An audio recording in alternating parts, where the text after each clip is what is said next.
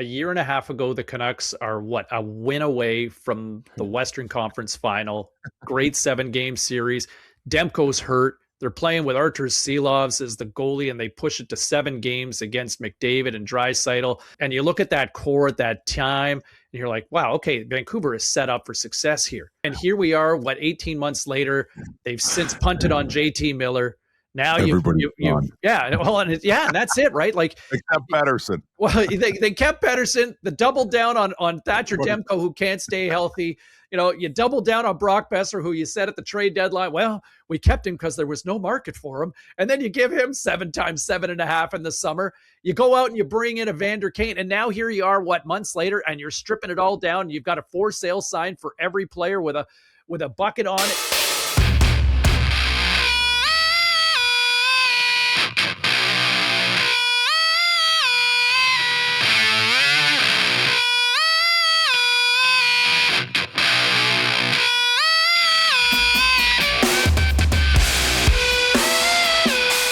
What's happening, everybody? Welcome back to the Clearing the Crease Podcast, powered by Bodog, along with the Cup winner, Mike Commodore, Commie, and then the Calder winner, Razor, Andrew Raycroft. I'm James Cybulski. Hey, just a reminder, everybody, you can find us on all the Bodog social channels on X, Instagram, TikTok, and YouTube. Plus, we're also on Apple and Spotify in the podcast section. So, clearly you're finding us because you've listened this long already to this introduction. Quick, save the date, boys. We got another party over the holiday season, December 28th. It's another edition of the Clearing the Crease Podcast Poker Tournament. All right. Reminder, yes, free to play, real cash to win, bonus money to knock our sorry keisters out. Come on, come hang out with Commie. Come hang out with Razor, play, and you can get extra money if you can take down the shark of the group, Commie, who wow. You know your cards, buddy. You know your cards pretty well. Yeah, I kind of know what I'm doing a little bit, but there was a quick donation there last tournament. T-Ball was in first for a little while last week. Oh, nice. Yeah, you were cooking. Nice. It's fun. I'm looking forward to it. It's really fun.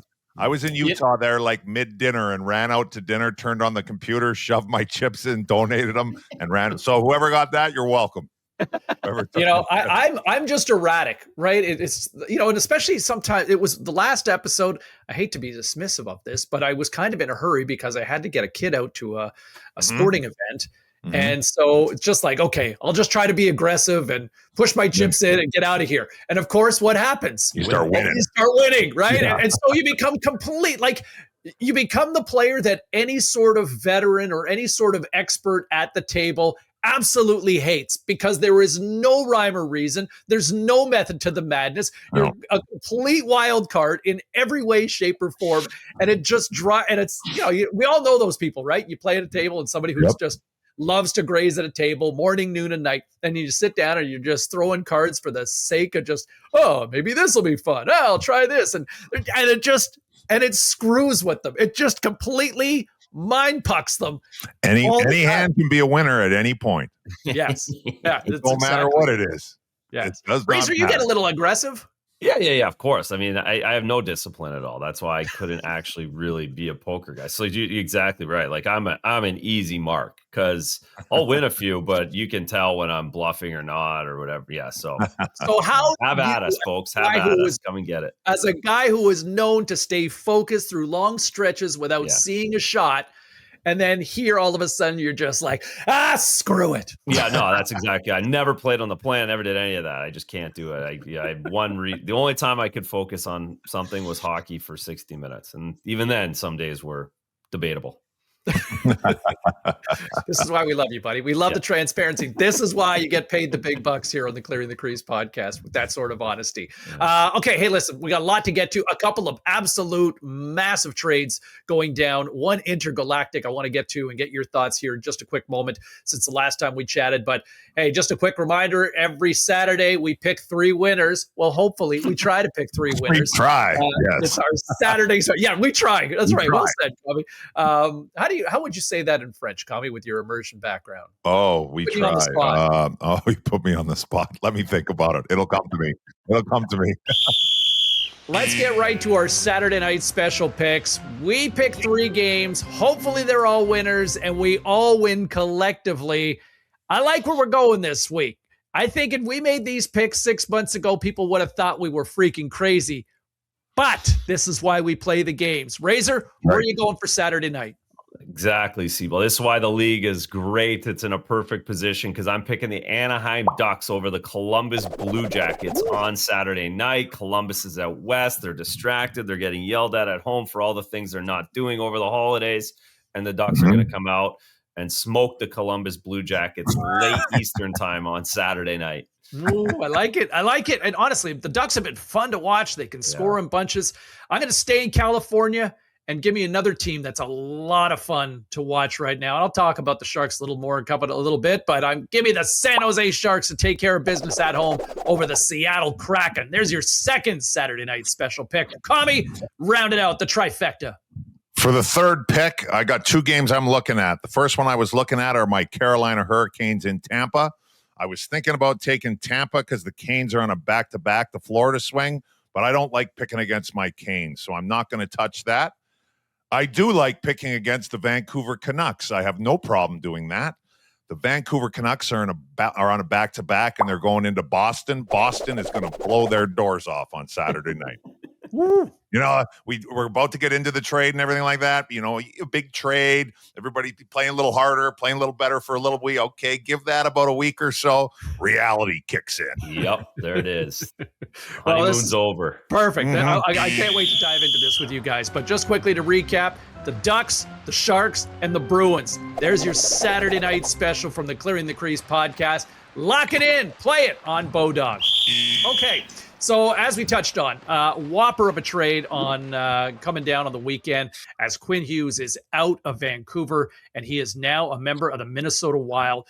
Huge trade that sees Marco Rossi, a first rounder in 2026, Zeev Buium, along with Liam Ogren, a pretty good haul, all things considered, for the making a best of a really, really ugly situation for Vancouver. How does something like this happen? Where does it all go down? Razor, let's start with you on this one because, I mean, that's got to be a gut punch for a team and for a room when you see a player that good in his prime, one of the best players in the league, to now leave. And essentially, it looked like he had wanted out for a while. Well, that's where I was going to go, Siebel. I think the gut punch happened a long time ago. I think we talked on this show a week or 2 ago about Rutherford talking about making the trade already. I think they've had a gut punch all season and even going back to last when this started to really show its teeth that he wasn't going to sign and he wasn't going to go. And all roads were leading to New Jersey. I think the 3 of us thought that was maybe not just automatic, and we just found that out was not automatic. So all in all, a huge gut punch for the organization to lose a guy like that. But on the flip side, the way the last 9-10 months have gone, probably a relief for a lot of guys just to have it over with. And now they know what came back. And the reality is they did pretty well. They got 3 National Hockey League players. They get a late first-round pick probably because Minnesota's good this season. But they got 3 legit National Hockey League players, 2 with a lot of upside. And, you know, for one guy, that really helps organizationally the depth of the Vancouver Canucks. Commie, did you sense with the last week we were talking, you kind of you threw the Canucks in your don't puck it up. You talked about your old boy, your old boss, Jim Rutherford. Did you know this was coming? Did you I felt like I'm kind of listening back now. Remember, and I'm like, he was in Carolina with him. He was going to tell him what to do. That's so right. Maybe Commie set this whole thing up. I did. That's right. I did say that on the last pod that I was going to talk to my boy Jimmy at the reunion and tell him to ship him out of town. I'd like to set the record straight for any Canucks fans here. This is not my fault. You can check the pictures. Sunday night, Jimmy was at the game and at the Angus Barn. I did not arrive in Carolina, unfortunately, until Monday. So I had no discussions with Jimmy. I am not in the inner circle with the Vancouver Canucks, so it had nothing to do with me. My thoughts on the trade, I do think it's a pretty good haul. You know, I understand that he's an excellent player. Like, I get it. And maybe I'm like, you know, we've gone over it a little bit. Like, you know, you can't trade him this. And I don't know. Maybe it's because of how my career went. So I'm a little jaded. That probably it. But like, I have no patience or like, hey, you don't want to be here? Get out is basically 100%. how I think. And if it's if they came, hey, do you want to resign here? Or like, is long term, like, can you see being here long term? And he hums and haws or says no, gone. See you later. Do as best you can, and it's time to move on. And in my opinion, the way things are going, like for the rest of the guys on the team and for everybody involved, him as well. I mean, it's not easy. It's not easy on anybody there. I think the sooner you do it, the better. So, yeah, obviously it sucks losing a guy like that, but at the end of the day, it's time to move on, and that's what Jimmy did. You guys, you touch on the fact that you guys have been around enough rooms, as you mentioned. You guys have both traveled a little bit, but you guys have clearly been in enough rooms where when somebody doesn't want to be there. Is that fair? Oh, yeah. Yeah, very fair. And what's that like when you know that somebody, because like, look, I'm not in the room every day here in Vancouver, or I'm not down at the rink covering the Canucks these days, but the body language from the captain of the team, I go back to one of my favorite sports movies, Remember the Titans. And there is a line in that movie, attitude reflects leadership. And I use that line so often when describing different scenarios, whether it's workplaces that I've worked in that just lousy management, right? Attitude reflects leadership. And I look at Quinn Hughes, and when things are not going well, and there's the captain of the team, and you just look at a guy whose body language, and okay, maybe he really wants to win. But at a certain point, when you watch the captain of your team who looks like it's like, I don't want to be here anymore. I mean, guys tell me that doesn't rub off. Commie, I mean, I'm sure you've seen those guys that you played with like that. Yeah, like, and I don't, like, if he wanted out, like, I don't know the guy at all. Like, none of us are in the room, but like, if you're buddies with him or whatever, and you're having a beer or whatever they do, and you talk, and he's like, hey, I think I'm going to get out, or looking to get out of here. Like, I think that's kind of stuff is fine. But when I do think it's a problem is when you're in the room, or you're playing games, or it's at practice. And, if you're playing with this guy all the time, you can tell if he's, he's an excellent skater, and he's a great player. He can kind of put it on float and get by out there a little bit, like to a point. But if you're sitting there watching, and you're this guy's D partner, I'm on that D core, and he's mailing it in, and you can tell in about 5 minutes. That's when I think it becomes a problem, and that's when you need to, like, okay, this needs to change now, because it's going to be poison in for the whole team. So like I said, I didn't see enough Canucks games. I don't know. I mean, I know he kind of looks. I saw some clips today about him, with his first game in the Wild, and he's on the bench, and he seems like he's kind of, but that's just kind of how he looks. So he kind of has that look to him anyways. But yeah, I do think once you start going down that road, I think it's pretty hard to come back. Razor, let me throw this at you for a second, because a year and a half ago, the Canucks are a win away from the Western Conference Final, great 7-game series. Demko's hurt. They're playing with Artur Silovs as the goalie, and they push it to 7 games against McDavid and Draisaitl. And you look at that core at that time, and you're like, wow, okay, Vancouver is set up for success here. And here we are, 18 months later, they've since punted on JT Miller. Now and that's it, right? Like, except Pettersson. Well, they kept Pettersson. The double down on Thatcher Demko, who can't stay healthy.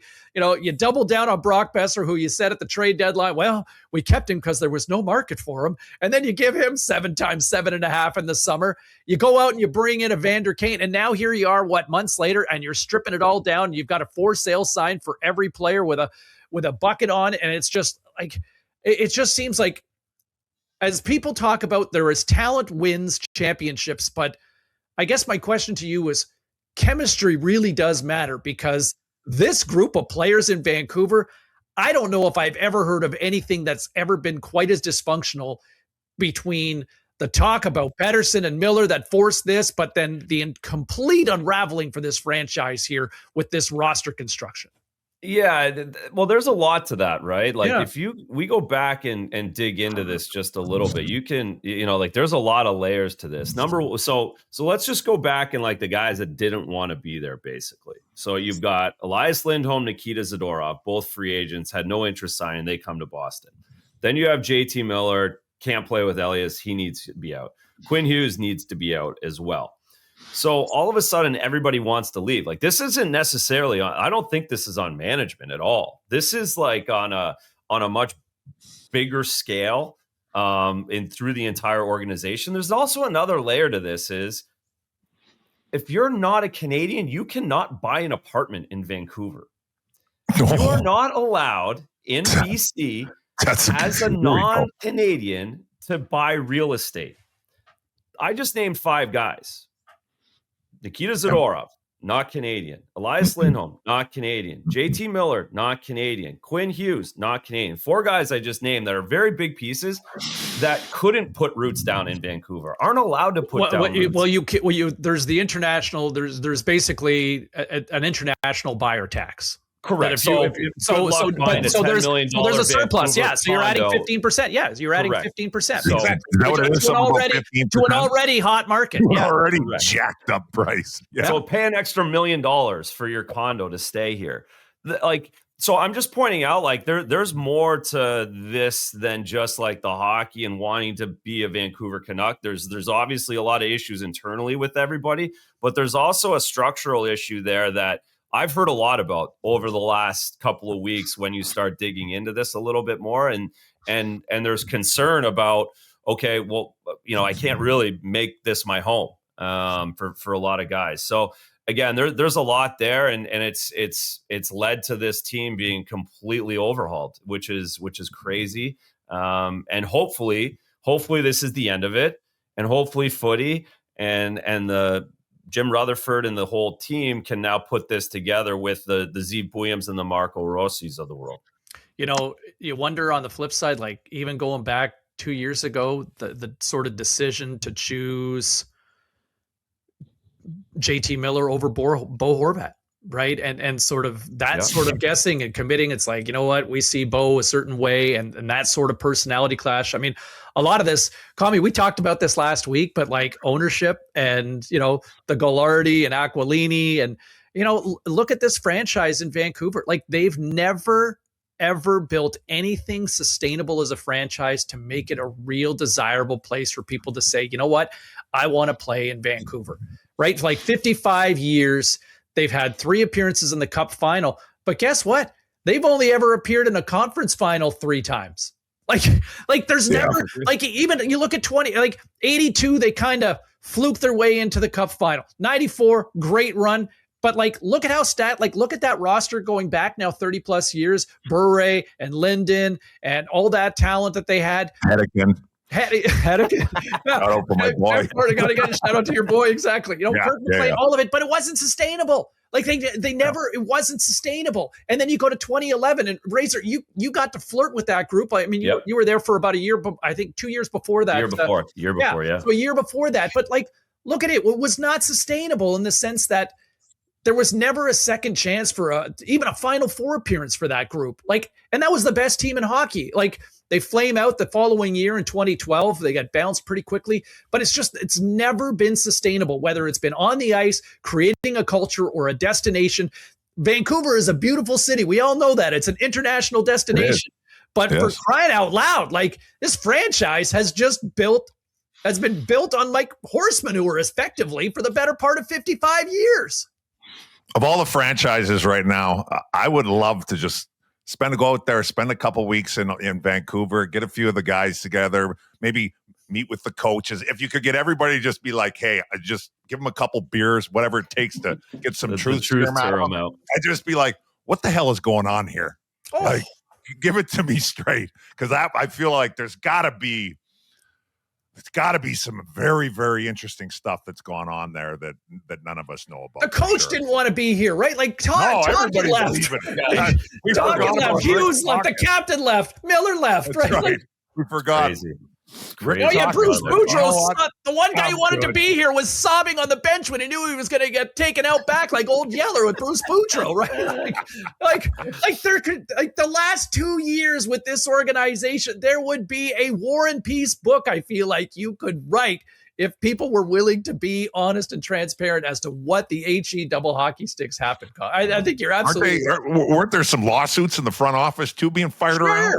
Yeah. Of course, Why you not? gotta have those. Let's you gotta start have those. suing each other. Oh, Netflix is going to be great. Oh, right. Oh, Like, man. yes, Yeah. this would be a great docuseries on Netflix or Prime or who's ever picking up at the tab on this. So, anyway, I absolutely feel for Canucks fans after everything that they've been going through to see a player like that. The return looks promising, but again, in the short term, that's a loss for Vancouver. The best player available goes to the Wild. And by the way, how about that division now? You've got three best, like in my opinion, the three best defensemen in the world: Cale Makar, Quinn Hughes, and Miro Heiskanen with the Dallas Stars. And they're all in the same division. Yeah. One of them's not making the second round. Yeah. No matter what. Yeah. Right. One of them's not getting to the second round. Yeah. That central division is a nightmare. Oh, we're going to hear a lot of 1 through 8 yelling and screaming at the end of one of those series in April. Other than the Preds, everybody else is pretty good or sick. Yeah, it's crazy. You touched on Winnipeg there in the last few weeks, Commie. I mean, that's tough for the Jets to try to climb into the standings in that division now too, right? Yeah. Hate to see it. Hate to see it. Another trade that was pretty substantial. We've been talking about it for, I think, for the last 6 months, and something finally goes down and it flies under the radar because of the size of the Hughes trade. But Stuart Skinner is no longer an Edmonton Oiler. It finally happened. Tristan Jarry is now an Oiler. Brett Kulak going the opposite way, along with Stuart Skinner to Pittsburgh. Razor, you're the goalie. How do we feel about this? Do we like this? I mean, Jarry needs to stay healthy, I think, first and foremost. But what are your thoughts? No, I like it a lot for both teams. It's so funny how big of a news that was until about 3 hours later, like you said, and then just right in the back burner, which is a great thing for Stuart Skinner, I think. That gets to put away, and even Tristan Jarry for that matter. He goes into Toronto and gets his first win, ho hum 6-2. Oh, this is fun playing behind Connor McDavid. I don't have to do as much. Again, we've talked about this over and over again, whether it's a Bushbaum or a Skinner goal, those two guys got blamed for everything. And it was so obvious that it got to the point you couldn't go into the playoffs again with Connor McDavid, with Leon Draisaitl, and with Stuart Skinner. It just was not going to happen.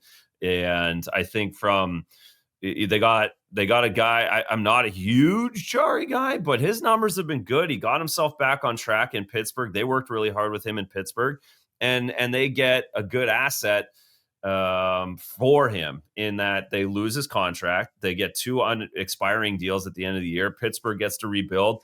Edmonton gets their guy that they think can push them over the top. And I do think Tristan Jarry's ceiling is much higher than Stuart Skinner's. He can get on a roll and he can win you a playoff series.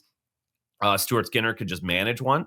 So I think all in all, it's a great deal for everyone. And I think Stuart Skinner is going to be so relieved when he gets to Pittsburgh and no one asks him a question for the next month and a half. Like, he's literally anonymous now. And that's probably best for his career as well. Good for him. He's going to be going out for dinner at the Capitol Grill downtown Pittsburgh and be walking down, walking in, nobody's screaming at him, calling him a bum. And be like, what's going on here? My thoughts are, you know what? Like, who's the better goalie? I don't know. At the end of the day, like, it's kind of funny when you look at this in front of, like, from the setting, and I understand things change. And like you said, Jarry when he's hot, and he got it back on track.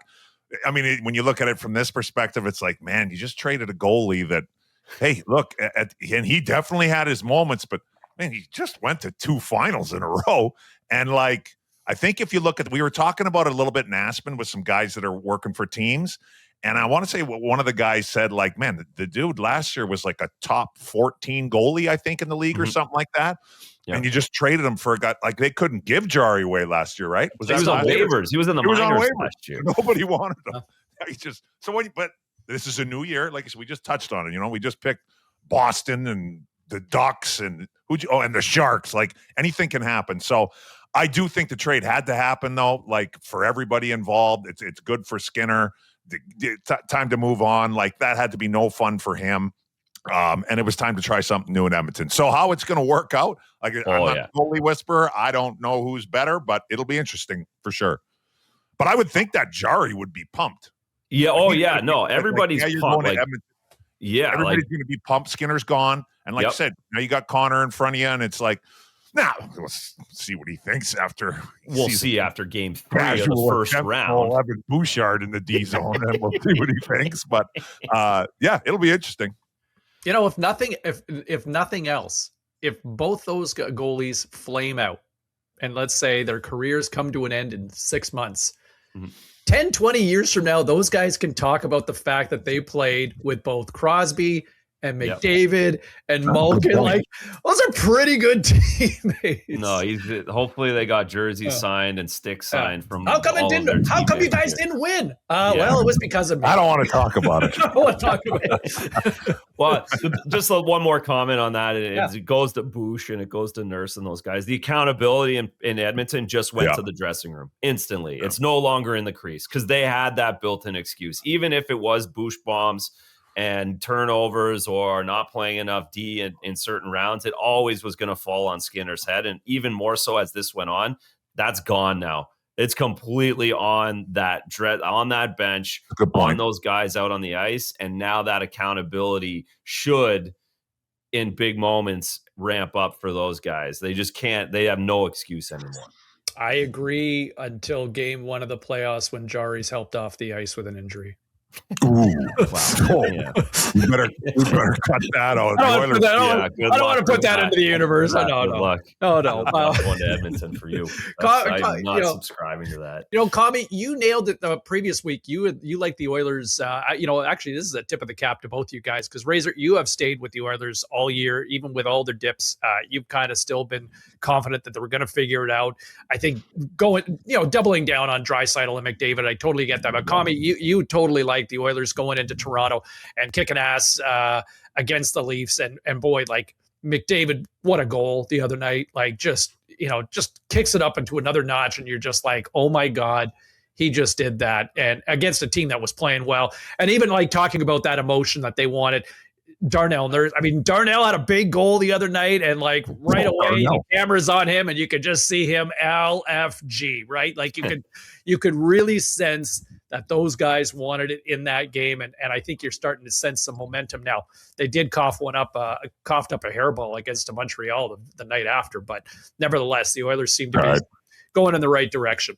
Let's get into Don't Puck It Up. Oh, actually, no. Before we get to Don't Puck It Up, Commie, you just had a week. You touched on it quickly, outdoor rinks in Aspen, anniversary with the 20th anniversary of the Stanley Cup in Carolina. Like, what a week. Yeah, I feel like the last, what feels like 2 months every time we've recorded on the Sunday or Monday today. It's like, I had another big week when this one was maybe the biggest. We had our 20-year reunion for our Cup team in Carolina. So like I touched on earlier, it started on the Sunday. I couldn't make it on the Sunday, so I flew in the Monday. But, lots of guys were in there on the Sunday. They watched the Sharks. Sharks pounded the Canes, but that's all right. Everybody went to dinner after. It looked like a good time. I came in the next day. We played an alumni game against our nemesis, the NC State Wolfpack, who, for anybody that didn't hear, would probably did, but if you didn't catch the episode, they beat us last year when we had Cam Ward playing left D. We lost 6-5 on a penalty shot with 10 seconds left in the game. The penalty was on Eric Stahl, whose jersey just went up to the ref, or was going up the next day. The whole thing was for him. They took it down. They took it down. The only penalty, too. I was dying laughing. And Cam Ward was -5. He would have been -6, but penalty shot, I won't give him a minus. He was out there, though. Cam actually went in net, which I did not expect. I thought he was done doing that. Yeah, he wasn't pumped about it. I told him, let's put you on the left wing. But, there were a few people there and stuff like that. So he played net, played great. He was excellent. And the alumni came through with a big 6-3 victory, I think. And then the next night was, we just had a little celebration. So it was awesome. The Cup was there for 3 days. It was there Sunday, Monday, and Tuesday. There was a few of us. Pretty good turnout, too. I mean, some guys were there Sunday, but not Tuesday. So I want to say, probably all in, there was just a handful of guys that couldn't make it. So it was good. But, I landed at Monday I landed at 3 o'clock. I had beer right away, get ready for that game. And so I was landed Monday at 3, and I was wheels up Wednesday at 7 a.m. So quick trip back here and then back to Aspen for the Colorado Extreme hockey game and the Colorado Avalanche. That's a program. Brian Berard runs it in just outside of Aspen, but the Aspen area there. So we got in there Thursday. A few beers for sure. Got in there kind of late, though. Some delays, which was fine. Friday, there was a fantasy camp. My best news of the weekend was when I went to check in. I didn't have to play in the fantasy camp. Oh, my God. I was like, thank you very much. So I wandered around. It was great. Yeah. So I did go to the game. I watched and hammered a bunch of the Lake House, they were called, these vodka sodas. They were nice. Vodka teas, actually, like a John Daly, I guess. And then there was a little party that night. And then the next day was the game. The Avalanche against, I guess, kind of a mishmash of us. The goaltending was incredible. On our team, we had Henrik Lundqvist and Marc-Andre Fleury split the duties. Yeah. So you would think we'd won the game, but we didn't. We lost. But it was way better than last year. Last year, we got smoked like 15-2. We had a way better team this year. We had a whole bunch more NHL alumni. Milan Hajduk wasn't there for the Avalanche, which I was happy to see because I do not get mad at these things. But when it's like 12-2 and the other team never touches the puck and you're trying to torch me out there and I'm on the team that's getting smoked, I get a little irritated. But he took the year off. I was fine with that. But we had a ton of players. I posted a little thing. They did a Babcock thing. I only played one shift. I was paired up with Bortuzzo. I went out. I had about a 25. I keep them real short. 25-second, maybe 30-second shift maximum. I got back to the bench. It was the second shift of the game. And there were so many people on the bench that like we pretty much couldn't fit. So I was kind of leaning against the wall, and I'm like, it was my turn to go. We had like 8 or 9 defensemen or people playing D, some influencers and stuff like that. And I was standing there, and I'm like, you know what? There isn't one person here that came here to watch Mike Commodore play hockey. Like not one person here. I think one guy from North Dakota knew who I was. Maybe a couple more knew, but they're not here to see me play. So I just tapped Brian Berard. I said, hey, Brian. He's like, yeah. I go, I'm done. He goes, you get hurt? I go, no, I'm done. I'm scratching myself. He's like, really? I go, I've had enough. I'm having a great time. I'm going to stick here until the intermission, and I'm going to take my off. He's like, that's a good idea. I'm going to do the exact same thing. So that's what we did. But it was a hell of a time. It was for a great cause. Yeah, but I'm exhausted now. I get a couple weeks to just kind of chill, so that'll be good.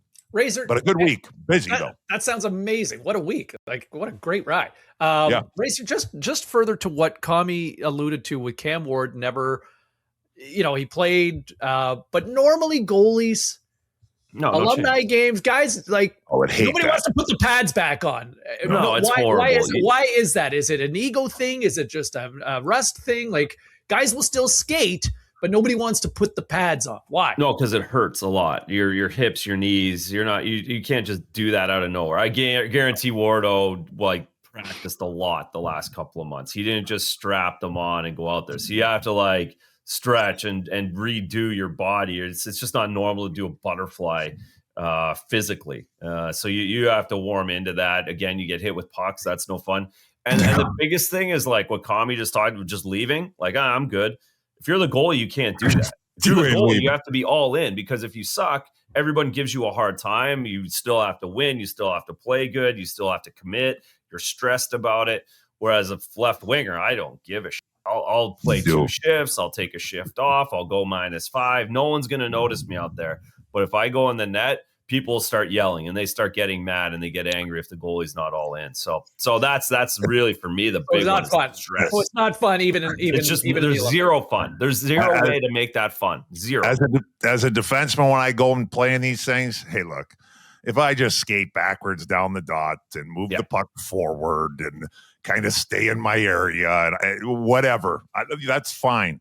But when you're the goaltender, if you're as tuned in as I am playing D and there's 6 shots and there's 5 goals, if the goalie's not, making some saves, it ruins everything. You can't even really play the game. Yeah. Really. Because, if everything's going okay, this game sucks because we're not getting any saves. So I would hate to play goal. Yeah. That would suck for sure. All right. Well, so there you go.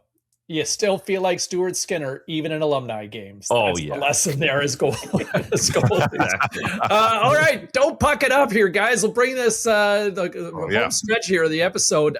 For me, don't puck it up. San Jose, making all of us experts look like fools. Sharks down 5-1 with less than 14 minutes to go on Saturday. They come back in Pittsburgh to beat Sidney Crosby and the Penguins in overtime.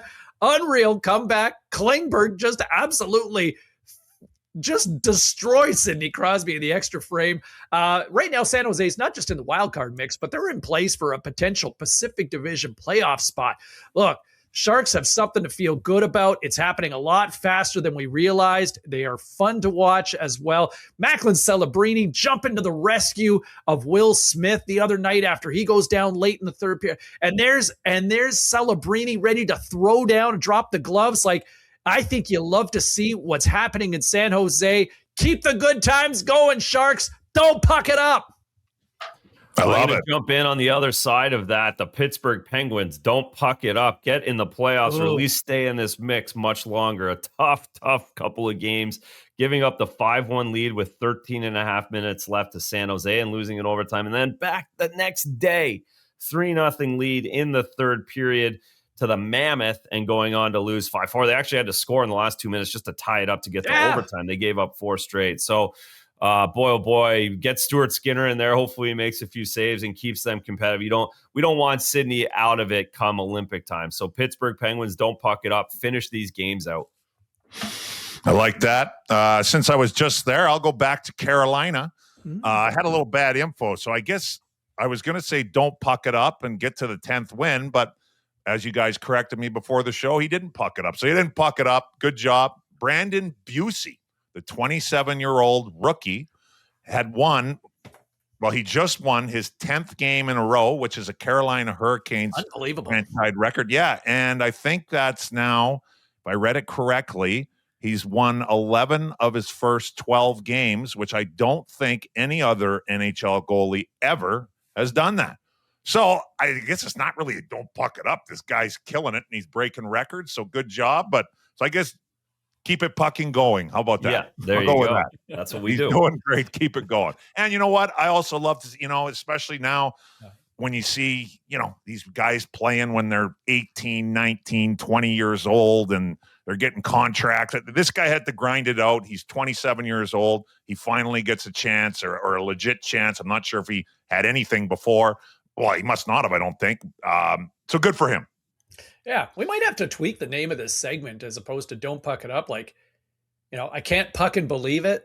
Yeah, right? Like, I think anything great fucking job, right? Yeah, we can make this. We can make it a positive too. Quit pucking around. Yeah. We can take it anywhere. Our show. Yes, the possibilities are endless. And on that note, we will leave it at that. Lots to discuss this week, and we will be back next week. He's Commie. He's Razor. I'm Sobalski. See you next time on the Clearing the Crease podcast, powered by Bodog.